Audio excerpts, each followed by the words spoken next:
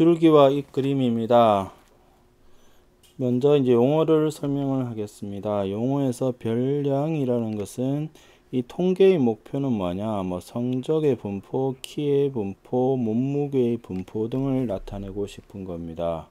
그래서 이 데이터가 있을 때 걔들을 눈에 좀 보이기 편하도록 그리기 위해서 쓰는 것이 뭐냐, 줄기와 잎그림입니다. 그래서 보통 두 자리 데이터를 많이 다루기 때문에 두 자리의 데이터를 줄기 쪽, 그러니까 요렇게 써서 여기를 줄기, 여기를 잎이라고 보통 부릅니다. 줄기, 잎이라고 부르고, 줄기에는 10의 자릿수를 쓰고 잎에는 1의 자릿수를 씁니다. 별량이 3자리인 경우는 줄기에 100의 자리 숫자와 10의 자리 숫자를 쓰고 잎에 1의 자리 숫자를 적는 겁니다.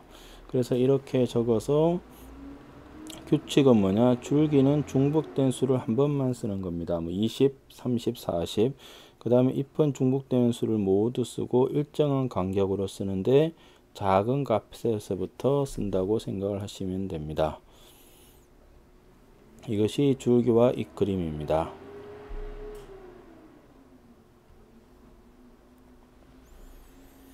도수분포표입니다.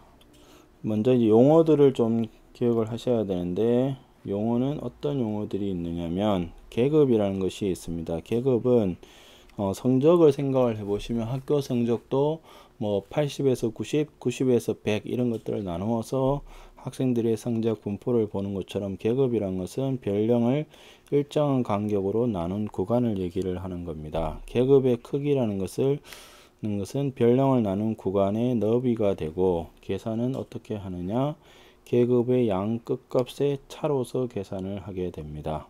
그 다음에 계급의 개수는 별령을 나눈 구간의 수가 되고, 계급값이 이제 중요한데 계급의 양 끝값의 합을 구하고 그것을 2로 나눈 그게 됩니다. 즉 이것은 두 수 A와 B가 있으면 두 수의 평균을 냈다고 생각을 해 보시면 됩니다.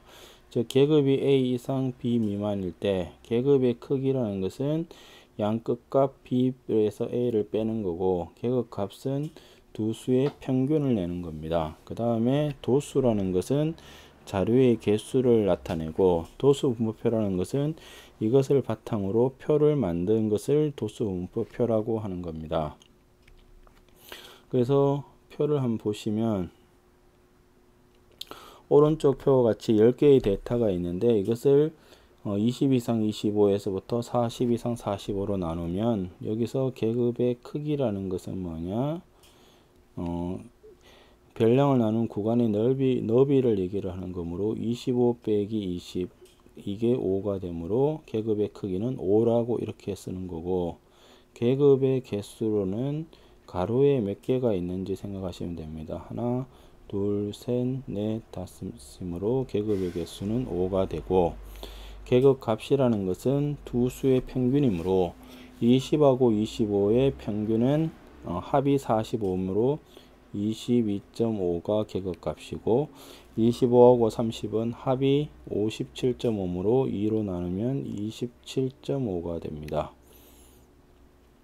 그 다음에 30에 35는 32.5, 5씩 커지므로 37.5, 그 다음에 42.5, 이것이 계급 값이 되는 겁니다. 그래서 이 도수분포표라는 것은 계급의 개수가 5개에서 한 15개가 되도록 크기를 정하는 것이 좋습니다. 그 다음에 20에서 25 이상의 도수는 1, 그 다음에 요 전체의 합을 구해서 5, 7, 9, 10을 여기다가 적는 이런 식으로 만든 것을 도수분포표라고 부릅니다. 평균입니다. 평균은 뭐냐, 별량의 총합을 자료의 개수로 나눈 겁니다. 그러면 예를 들면 2, 4, 6, 8이 있다고 생각을 해 보시면, 얘의 평균이라는 것은 뭐냐, 전체 합, 즉 2, 4, 6, 8이 주어지면 이것을 전체 개수 4로 나눈 겁니다. 그러면 분자의 합이 20이므로 20 나누기 4가 되어서 5, 이것이 평균이 됩니다. 도수분포표에서는 자 예를 들면 10 이상 20이 5명, 그 다음에 20 이상 32 3명, 30 이상 22 2명인 이러한 도수 분표 표가 있다고 생각을 해보면 전체는 10명이죠. 여기서의 평균이라는 것은 뭐냐? 제일 먼저 계급 값을 구합니다. 계급 값이 15, 25, 이게 40이죠. 예, 35가 되어서 이것이 계급 값이 되고, 계급 값하고 도수를 곱하면 75, 이것도 75, 이건 70이 되죠. 그래서 다 더하면 220이 됩니다. 그래서 이거를 다 더한 게 분자고, 이 분자를 도수의 총합 10으로 나누어서 22가 되므로 이거의 평균은 얼마라 부르냐면 22라고 부르는 겁니다. 그래서 중요한 것이 뭐냐? 도수분포표에서 구한 평균은 실제 자료에서 구한 평균과 당연히 다를 수가 있습니다. 왜냐하면 10에서 20 상의 데이터들을 다 그냥 15점을 만졌다고 생각하고 평균을 구하는 거기 때문에 실제의 평균과는 차이가 벌어집니다.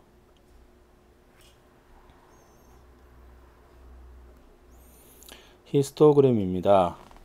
히스토그램이라는 것은 아까 줄기와 잎의 그림처럼 이것을 눈에 보이도록 좀 그리겠다는 의미라고 생각을 하시면 됩니다. 그래서 가로축에는 계급, 여기 가로축에는 계급, 그 다음에 세로축에는 도수를 표시를 하는데 직사각형 모양을 가지고 그린다고 생각을 하시면 됩니다. 즉 10에서 20이 아까처럼 5명이고, 뭐 20에서 30이 3명이고, 30 이상 40 미만이 2명이면 히스토그램을 어떻게 그리느냐? 여기 10, 20, 30, 40을 표시를 하고 5명이니까 한 뭐 이만큼, 3명은 한 요만큼, 2명은 한 요만큼 이렇게 그린 거를 히스토그램이라고 부르게 됩니다. 자, 그랬을 때 히스토그램의 특징은 뭐냐면 이렇게 그 그림을 좀 그리면 아무래도 한눈에 보기 쉬워지는 거고, 이 가로는 똑같습니다. 가로는 요 10이 뜻하는 것이 뭐냐? 계급의 크기로서 가로는 다 똑같고, 세로는 뭐냐? 세로는 아까 도수므로 각 직사각형의 넓이는 결국 각 계급의 도수의 정비례를 하는 겁니다. 그래서 이 직사각형 넓이의 총합은 뭐가 되느냐? 가로는 똑같으니까 계급의 크기 곱하기 도수의 총합이 되는 겁니다. 그래서 이 경우에서 요 넓이의 총합은 계급의 크기 10 곱하기 도수의 총합, 요거를 다 하다 10이 되어서 10이 되므로 이 경우는 면적이 100이 되는 겁니다. 그래서 히스토그램에서의 직사각형의 가로의 길이는 계급의 크기고 직사각형의 세로의 길이는 도수가 됩니다.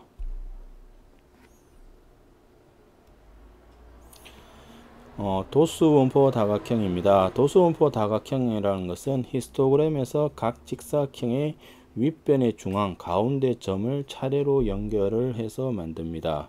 그런데 그냥만 이렇게 연결하면 얘를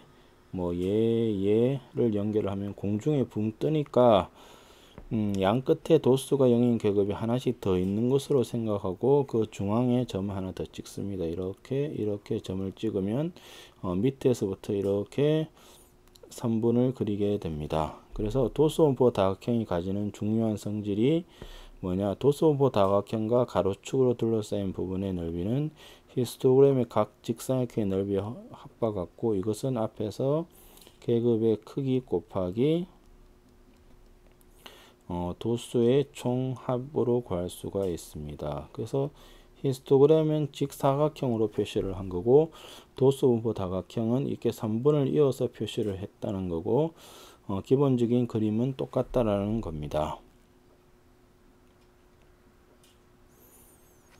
상대도수입니다. 상대도수라는 것은 전체 도수에 대한 각 계급의 도수의 비입니다. 그래서 어떤 계급의 상대도수는 도수의 총합을 분모로 가지고 분자를 도수로 가지는 이러한 것입니다. 그래서 중요한 것이 뭐냐? 이렇게 나누면 상대도수 문제에서 중요한 것은 상대도수의 총합은 항상 1이 됩니다. 즉 지금 이 그림에서 보이는 것처럼 0.25, 0.25, 0.375, 0.15를 다 더하면 이게 무조건 1이 돼야 됩니다. 그 그래서 그 다음에 각 계급의 상대 도수는 도수의 정비례를 합니다. 그럼 이 상대 도수는 왜 쓰느냐면 도수의 총합이 다른 두 집단의 분포 상태를 비교하기 편하게 했습니다. 그 다음에 이제 문제를 풀 때 필요한 것은 요 세 개씩입니다. 자, 상대 도수라는 것은 뭐냐? 그 계급의 도수를 도수의 총합으로 나눈 겁니다. 그래서 얘 같은 경우는 보시면 전체 도수의 총합이 8이고 만약에 도수가 2가 되면 상대 도수는 8분의 2 이렇게 쓰는 거고, 그 다음에 어떤 계급의 도수는 뭐가 되느냐? 도수의 총합 8 곱하기 그 계급의 도수 8분의 2를 통해서 구할 수 있습니다. 그 다음에 문제 푸는데 제일 많이 쓰는 건 이겁니다. 도수의 총합을 어떻게 구할 수가 있느냐? 그 계급의 도수를 어떤 계급의 상대 도수로 나누면 됩니다. 즉 예를 들면 전체 도수는 모르는데 도수가 8이고 상대 도수가 예를 들면 0.2라고 할 때 전체 도수는 얼마냐라고 묻습니다. 그러면 전체 도수는 어떻게 하냐? 그 계급의 도수 8을 상대 도수 0.2로 나누면 됩니다. 10을 곱하면 2분의 80이 되어 전체 도수는 40이 됩니다. 그래서 이런 식으로 도수와 상대 도수를 알 때 전체 도수를 구하는 문제가 아주 중요하기 때문에 요 식을 좀 기억을 하실 필요가 있습니다. 그 다음에 상대 도수는 도수의 총합이 다른 두 개의 데이터를 비교하기에 편하다라는 것을 기억을 하시면 됩니다. 그 다음에 상대 도수의 분포를 나타내는 그래프는 히스토그램이라든가 상대 도수를 도수 분포 다각형을 사용해서 나타내면 됩니다. 그 다음에 뭐 이렇게 그림은 앞에서 그렸고 상대 도수의 분포를 나타내는 그래프와 가로축으로 둘러싸인 부분의 넓이는 계급의 크기랑 같아진다는 겁니다.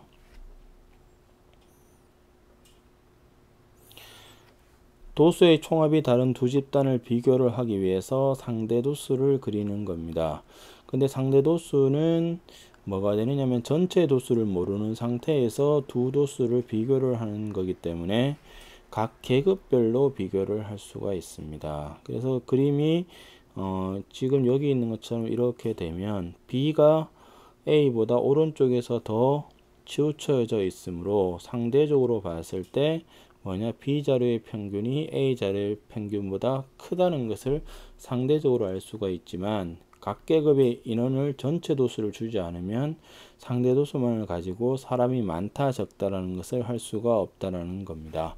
그래서 이 상대 도수의 개념은 다시 보시면 자 A반이 예를 들면 30명이 있고 자 B반이 40명이 있다고 생각을 하시면 자 A반에서 6등을 하던 애가 있었습니다. 그러면 이반 B반에서는 한 몇 등 정도를 할 거냐라는 문제입니다. 그러면 30명 있는 반에서 6등이 되기 때문에 얘의 상대 도수가 30분의 6이 되어서 3으로 나누면 2가 되겠죠. 그래서 0.2가 됩니다. 그러면 이 반에서는 상대 도수가 0.2인 것이 40 곱하기 0.2가 되므로 8이 됩니다. 그래서 평균적으로 한 8등 정도를 할 수 있다. 이런 식으로 두 개의 그 총 도수가 다른 두 개의 데이터를 비교할 때 많이 쓰는 것이 이 상대 도수의 개념이고, 표에서 얘기를 하는 것은 상대적으로 평균이 더 높겠구나 낮겠구나, 키가 더 높겠구나 낮겠구나 이런 것들을 알 수가 있다는 겁니다.